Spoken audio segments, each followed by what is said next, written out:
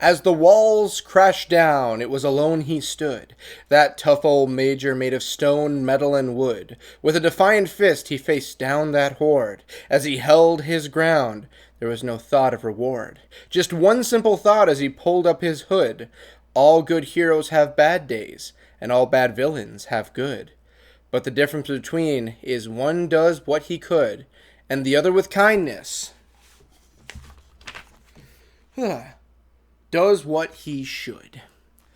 Welcome back, everyone. It's another Thursday. It's time for a gear talk. We're going over Chapter 4 of the Hivebusters comic today. That means we'll have one more chapter after this and we're done. I have still not read it yet. I'm going along just piece by piece as I get these recorded. So I'm doing that just so I can kind of savor it and go ahead and go with it, not get any spoilers. Anyway, we're going to go through and talk about this chapter. This was... I don't even know the right word to say it, really. It was a good chapter, but it was also, I don't know, like, it felt short. It felt really short. We get Mac's backstory, like, the full thing, we get it, so I'm happy about that. But the last panels, it really is just, we're going nuts to butts action here. Nuts to butts action here. Okay, so we're going to cover that. Chapter 4 of the Hivebusters comic. Let's get into it. Now, as always, for these chapter reviews, we're going right into it. It's just a discussion. There's going to be no cuts. There's no editing. Just right into it, talking about it. Here we go. The chapter opens up with that narrative that I just read from the Major Howl book that Mac always read to Dylan. That's how it opens up. That's how it begins. And I like it because it said in the beginning of the actual story, too. I said Chapter 3 linked a lot to Chapter 1. This one links really heavy to Chapter 1. In fact, there's a scene where I think this is even the point where... So in the first chapter, he's pulled out of the water. We see that part happen. In this chapter, there's a scene where a hand's coming in to pull him out of the water. I want to believe that links up to like the dream he was having earlier, but I digress. Let's start this off. So he's reading the book to Dylan. Now, we can already tell from the last chapter, this is his dream right now. He's dreaming that he's with Dylan again.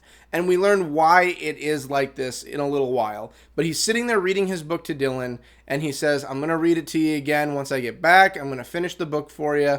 We're going to sit down and read it together.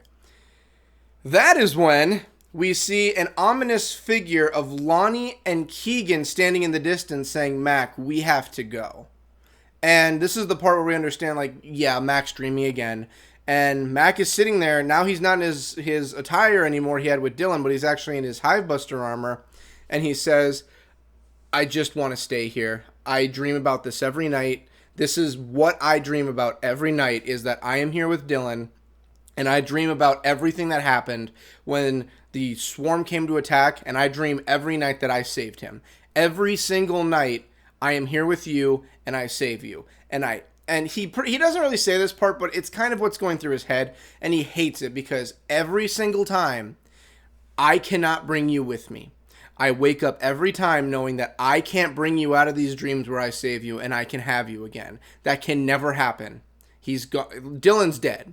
Like, if you haven't picked up on this, if I haven't said it in the last ones, Dylan's dead. The swarm got him. The hive, I guess technically it's a hive mind. They got him and they took him. So Dylan's dead, and he replays every night what he could have done in his dreams to save him. And it really does mess with him. You see how much it plays with his mind at this point. And Lonnie and Keegan see this. I think this is the first time they've actually seen that part of his dream. Because the last time we saw, he was battling in that the area where the fight first took off. And don't worry, we get to see what happened with that. But that's where I think they saw him the last time, for some reason when like the hive hooks everyone together, that's what happens. They were in there and they were a part of the dream. And now when it comes to this, they see what he dreams of before that, is that he's with Dylan. Now, at this point when he's finally pulled out of the dream, the adrenaline kicks in from his mask, he rips the thing open, he's out. Lonnie's sitting there getting her bearings, and Keegan's already getting the venom bomb ready to go when they see him in the corner. Mac's in the corner, and pretty much this is where he needs a moment. He's sitting there just like, all I have, and I don't remember if he says this before or after we get the flashback to the night everything went down. He says, all I have left are these dreams, He says you guys and this pain, but he's got the dreams too. All I have are you guys and this pain every time I wake up. That's all I have left. Nothing else. And this is where we get the flashback. Again, that might have happened. He might have said that after the flashback, but here's the flashback we get. So it's the night after he's done talking with Dylan, like we just had. He promises he's going to finish the book with him, and they're part of the convoy to deliver goods to other not settlements, but other pretty much camps or other areas or anywhere where there's outsiders, pretty much. They're pretty much heading, just doing delivery duties, like his delivery boy getup that he used to have when he was a part of the village. At this point, Mr. Reliable breaks down again. He's trying to fix it, and we meet Dylan's mom, Amanda her name is, and we learn that Mac and Amanda are not together anymore. That's not a thing. They have Dylan, and she's still in the picture, he's still in the picture, but they're not married or together anymore. So they get along kind of just, in a sense, kind of just to like keep everything steady, not to mess with Dylan's life. They're kind of just keeping everything in a good mood, but you can tell they would be okay never seeing each other again. And again, like Amanda treats it like it's fine, but you can tell Mac is like, I just don't want to deal with this anymore. I just want to have Dylan in my life and have him happy. At this point too, you meet the leader. If I remember right, Mac's uncle is the leader of that group, the village he's a part of, and he calls him Uncle. Now, if you've played the DLC, you understand the story is that Mac's mom and dad, his dad isn't his dad. His actual biological dad is his uncle. So, yeah, the family tree is really weird with Mac's family, but his uncle is his actual biological father. So, we pretty much understand in this point and what's about to go down. He does have, like, very heavier feelings for his uncle than just, like, this is my uncle, because that's his father. He openly knows it's his dad. So, at this point, he's working on Mr. Reliable. He's fixing it up. And they hear something going on, and Mac notices it. And at this point, we see Amanda's been shot in the head. Amanda's dead. He looks up from fixing Mr. Reliable, old Reliable, all that. She's been shot in the head. She's gone. At this point, we see the swarmer just bursting in, huge waves coming to attack. He's like, Uncle, we need to get these guys out of here. By the time he turns his head, Uncle gets, we watch it too, bullet right through the head. His dad's dead. Uncle's dead. And Amanda's dead. So at that point, he's like, stuff's going down. And the only thing he thinks of doing at that point is grab the Commander Howl. Again, we see this in Chapter 3. That Commander Howl thing in the Mr. Reliable, I don't even think it was in Mr. Reliable, because that was in Amanda's vehicle. And Amanda was driving something else to get it and bring it back to Dylan, but the swarm get a hold of him and pull him out. And that's kind of where the rest of the dream takes place when we jump to the Chapter 1 when Lonnie and Keegan are there. And we see that, yeah, they all put up a fight to the very end until they were either taken or killed. And Mac was the only one that really made it out alive from that. Then they went to the village and they took out everyone there, including Dylan. So we cut from that back to the Hive. And this is where we understand, like, yeah, this is why Mac does what he does. He's doing all this for vengeance. We heard it in the DLC. He is in it just to kill these things. He is not avenging anyone except for like their memories. There is nothing in it for him really. He's just doing this because he just wants to kill them at this point, which is understandable. All of his family is dead. His son's dead. Everyone's pretty much dead or gone, and it's just leaving him. So that's why he does see the Hivebusters as his family, because that's all he has left. That and the pain. Continuing from there, because again, we get all of that just placed in front of us right away in the chapter. It starts with his dream, pulls us out, and goes to his flashback. So after all of that is done, they finally start up the Venom. Keegan's got it going, says we're live, and he says, time we do this. And at this point he says, hey Mac, what was your son's name? And he says, my son's name was Dylan. He says, let's do this for Dylan. And they all just decide, we're doing this, pop it, let's go. And this begins, and I kid you not, I can even open it up for you right now. In Chapter 4, where we leave off, after we get the whole backstory and everything, I am not even kidding you, after he says, for Dylan then, brother, it is nothing but full action that goes on for roughly... So here's 4.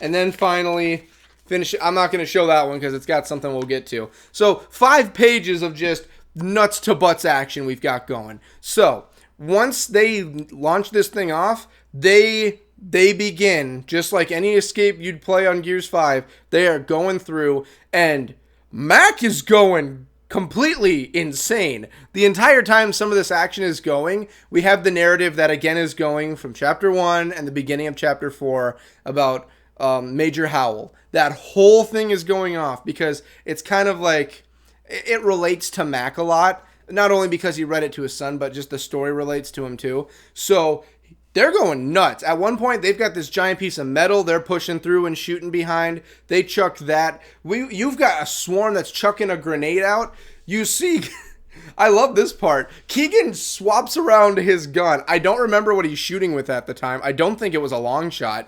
And he just rings it up and just, that wasn't even a good click, but just baseball shot right back to him. It blows up. They're going through and just destroying. And that's what they're doing. Lonnie's right behind them just firing. At this point, though, while all that's going on, Mac is just going ballistic, shooting everything. At one point, he gets a hold of a Lancer. He's slicing things. He's holding it up by the barrel and just unloading, shooting him down. It gets to the point, too, where they come across this huge nest of juvies. And the juvies are just coming. And he's like, he looks up and there's like this hanging piece of like, I don't know what it was. It could have been a part of the original lighting, but it's big and heavy. So he looks up and he just starts shooting at it until it just drops and just like annihilates them. At this point, it is chaotic during all of these. Again, it's 4 pages worth, all these panels of just action. It gets to the point because they're all together, but they're kind of like doing their own thing. In the beginning, they were like all together, but then they kind of like split up in the same rooms. But now they're like coming back together. At this point, they do make it back together. And you see this great shot of Mac is taking one side while you have Lonnie and Keegan on the other. They're all back to back. And they're just unloading. And this entire time, again, the Venom Bomb's gone off. So you see it behind them now and then, like they're either in it or it's under them or near them. So it's kind of like the stuff that blows off first before the stuff that kills you is going off. So they're just going unloading like right when this stuff's right behind them. So if they were to hesitate, they might actually get stuck with it. So they're going off and firing off. They're going together. They start actually getting back into the group and going through. And this is where the crazier part happens, the fun part at the end. They're going through, and at this point, Mac's kind of like, he's not wandering, but he's kind of going into a bloodlust here and kind of just going off on his own. He's still with the group, but he's lagging behind a bit. You've got, like, for instance, like, you got Keegan just unloading. You've got, I believe this is what I saw. Lonnie had, like, an arm on him and was, like, firing behind while they were tugging forward. So she was using him like a shield, but, like, I guess like in a good way, I guess he was chill with it. So they're doing that. And again, Mac is a little bit behind at this point, and I don't get why he would do this, but he does it. I originally thought he was like closing the door behind them, and we'll get to what happens next, but it wasn't that. What happened was he was kicking open a side door, so they weren't even going straight anymore. He kicked open a side door, and standing right at that door, like just standing there, not ready to hit him or anything, just standing there, is a big old warden. And as far as I know, I want to say this is the first time, aside from promotional art, that we ever saw in a story a warden appear. Like actually appear. So this giant looming creature of death, and they play it off big at in the last panel, the last page. This thing looks like it's 3 times max size, which I think it's only double the size of anyone. But this thing is angry and pissed, and even Mac is looking on like, crap. Okay, shouldn't have done that. And I don't think Lonnie and Keegan know at that exact moment it's behind them. So that's where Chapter 4 ends. That's the ending. So again, that's just where it ends. I don't really have anywhere to go. It's a cliffhanger of if the warden's going to kill him or not. Not like where the story's going. That's just where it ends off. They have to fight a warden now. And again, this is like, I'm guessing Chapter 5, it's going to be a big fight against this thing. Because this is the first time we've actually dealt with like, okay, a warden is now in combat. And this is back when, before Gears 5 came out and this was here. This was like, okay, a warden's here. What are we going to do? This thing is like big and imposing. This was one of the big selling points of like the level of the franchise. What's going on? So I'm excited for Chapter 5. I'm really excited to see where that goes.